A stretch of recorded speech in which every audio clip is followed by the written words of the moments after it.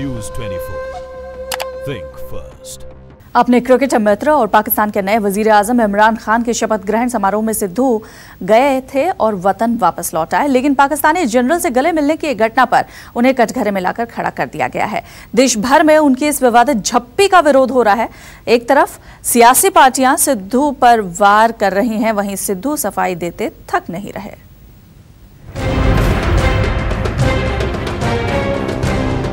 गए तो थे गुरु पाकिस्तान के नए वजीर इमरान खान के शपथ ग्रहण समारोह में, लेकिन वहां उनके एक कदम ने उन्हें विवादों में ला खड़ा किया है। ये तस्वीर जैसे ही देश के सामने आई, पंजाब के मंत्री और पूर्व क्रिकेटर नवजोत सिंह सिद्धू की पूरे देश में किरकिरी होने लगी। उनके खिलाफ देश के कई हिस्सों में प्रदर्शन होने लगे।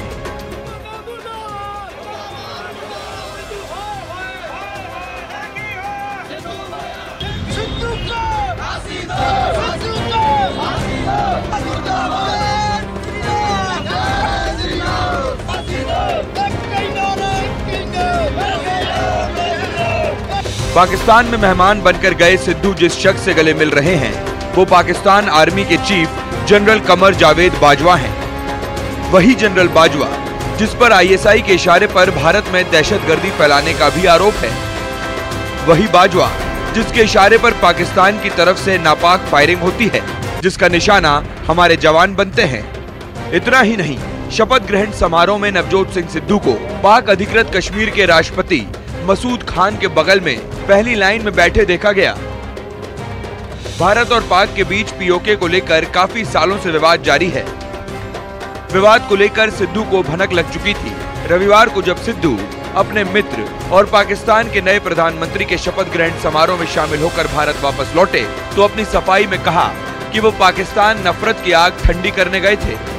दुनिया में सबसे बड़ी दौलत होती है प्यार, मोहब्बत और मान सम्मान की दौलत। इस दौलत से बड़ी दुनिया में कोई दौलत नहीं है। संदेह के धरातल पे आत्मविश्वास पिघल जाता है। मुझे लगता है ये संपर्क बना रहना चाहिए, किसी को वो एक कदम चलना चाहिए, इस नफरत की आग को ठंडा करना चाहिए, शुरुआत होनी चाहिए। जनरल बाजवा से गले मिलने पर हुए विवाद पर सिद्धू ने सफाई देने के लिए पंजाबियों को पाकिस्तान से मिलने वाले तोहफे को ढाल बनाया, जिसका वादा जनरल बाजवा ने उनसे किया है।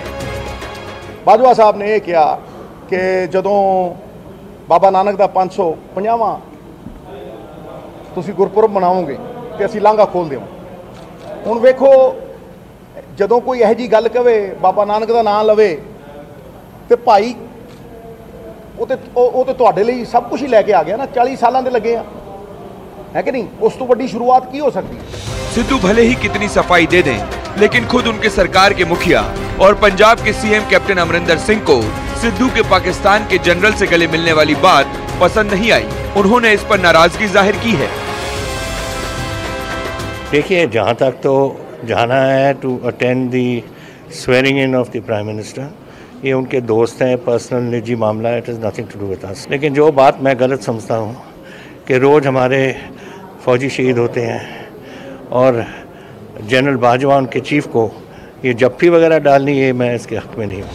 वहीं बीजेपी ने सिद्धू के बहाने पूरी कांग्रेस को कटघरे में खड़ा कर दिया है। एक मणि ऐसे हैं जो पाकिस्तान में जाकर कहते हैं कि मोदी जी की सरकार को गिराना होगा, और नवजोत जो जाकर कहते हैं कि हमारे तो आर्मी के चीफ सड़क के गुंडे और पाकिस्तान के आर्मी के चीफ सोनेदा मुंडे। वहां जाके पाकिस्तान के आर्मी के चीफ को गले लगाना और यहां के आर्मी के चीफ को गाली देना, ये इस प्रकार के लोगों से कांग्रेस लबालब भरी हुई है। पप्पी झप्पी करके भारत की डिप्लोमेसी को बदनाम करने का प्रयास करना, इसका उत्तर कौन देगा?